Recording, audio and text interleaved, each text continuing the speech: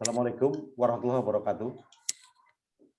Bapak dan Ibu, hari ini Waalaikumsalam warahmatullahi senang wabarakatuh. sekali saya bertemu dengan Bapak Ibu semua.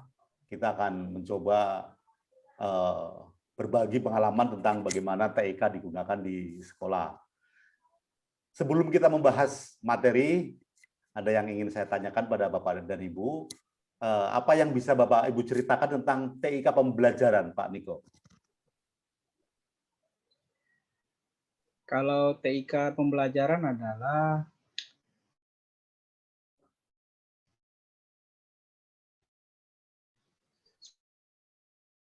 Apa kira-kira itu? itu menurut saya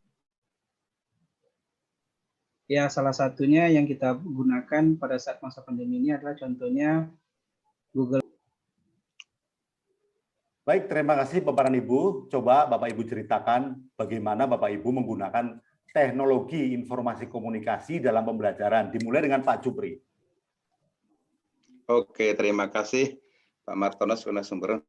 Kami sejak PJJ menggunakan beberapa aplikasi di dalam pembelajaran. Paling efektif kami gunakan sesuai dengan kondisi adalah Google Classroom. Oke, terima kasih. Dengan di situ ditampilkan beberapa. Ya, Pak Niko, ada beberapa hal yang ingin saya sampaikan bahwa ada beberapa platform pembelajaran berbasis teknologi. Di antaranya Office 365 punya Office itu, punya Microsoft. Kemudian yang kedua adalah Google for Workspace for Education, seperti yang tampil pada gambar. Bisa disebutkan tulisan apa yang ada di dalam layar, Pak Niko? Oke, siap Pak. Yang pertama adalah logo Classroom, itu aplikasi pembelajaran. Selanjutnya Gmail, lanjut lagi Drive tentang penyimpanan secara online, ada kalender, ada file ini saya masih samar-samar. Baik, kalau terima dokumen, kasih. Terima kasih Pak Niko, bahwa ada beberapa aplikasi dapat kita gunakan untuk mempermudah kita dalam mengajar. Guru tidak mungkin bisa mengatasi semua masalah pembelajaran tanpa bantuan teknologi pembelajaran. Oleh karena itu, TIK harus betul-betul dikuasai oleh seorang guru. Pak Jupri, bagaimana Anda menggunakan TIK ketika membuat penilaian, Pak Jupri? Oke, jadi penilaian karena di PJJ kami menggunakan kayak kuis. Jadi dengan bantuan teman-teman dari RPL kita punya aplikasi seperti kuis di mana pertanyaan-pertanyaan terutama di dalam pengetahuan tinggal siswa menjawab langsung secara otomatis jawaban benar salah ada dan nilainya juga ada di situ. Terima kasih. Baik, saya kira Bapak Ibu setuju ya bahwa kita itu harus menguasai teknologi untuk meningkatkan kinerja. Setuju ya semua ya?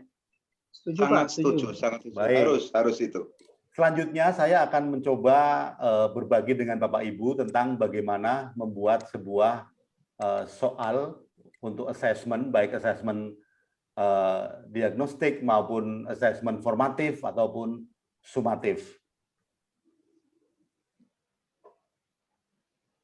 Baik Bapak Ibu, di pojok kanan ini ada logo beberapa titik. Apa bisa dilihat? Bisa Pak. Ya. Nah, yang pertama kita klik pada beberapa titik ini. Selanjutnya kita pilih yang namanya form. Apakah gambarnya jelas ini Bapak Ibu? Sangat jelas sekali Pak. Jelas sekali. Kemudian kita klik form, lalu kita akan menuju kepada halaman form, yaitu untuk membuat soal assessment, baik assessment diagnostik maupun assessment formatif dan sumatif. Langkah pertama kita adalah membuat judul. Kita misalnya menggunakan tes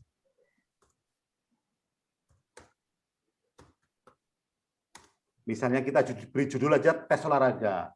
Apa judulnya? Tes olahraga. Iya. Kemudian baru kita membuat pertanyaan di sini. Misalnya kita buat pertanyaan. Oke. Apa beda bola kaki dan bola voli dalam hal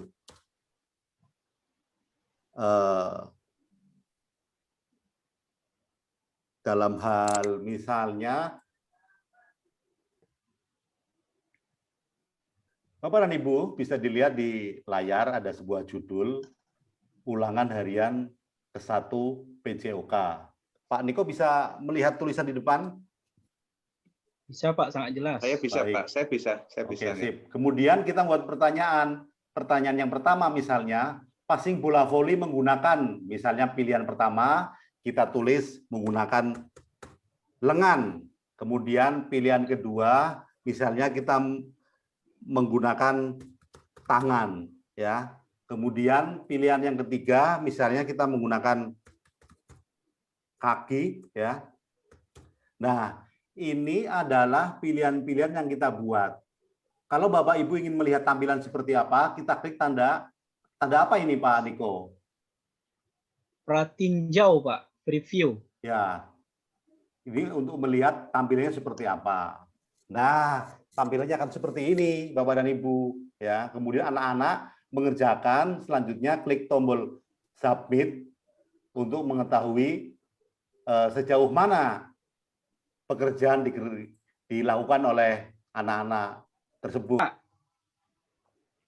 Jadi ini adalah tampilan ketika kita membuat, kemudian yang ini adalah tampilan setelah jadi. Ya, kita buat lagi, misalnya kita mau menambahkan soal, kita klik di sini, add option, menambahkan soal, kita klik di bagian sini.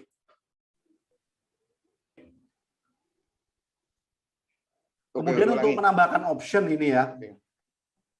Kemudian kita pilih option, add option, menambahkan option, misalnya menggunakan kepala. Ya, sampai di sini mungkin ada pertanyaan, Pak Niko? Yang saya sampaikan saya, Pak Pak. tadi sudah Baik, Pak Jupri dulu. paham Pak dengan option. Saya untuk option barangkali walaupun ini contoh sebaiknya sama sehingga option untuk fase E sama F itu 5, Pak. Coba barangkali bisa enggak 5 itu? 1, 2, 3, 4, 1 lagi ya, Pak. Nah, Iya. ini. Sekarang kita akan lihat tampilan seperti apa. Oke. Nah, tampilan seperti ini. Ketika dia sudah selesai, klik pada submit. Pak Niko, silakan bertanya. Ya Pak, langkah selanjutnya Pak, dari yang ini bagaimana kita mengetahui apakah soal ini sudah dikerjakan atau belum oleh siswa? Baik. Kalau untuk menambah soal,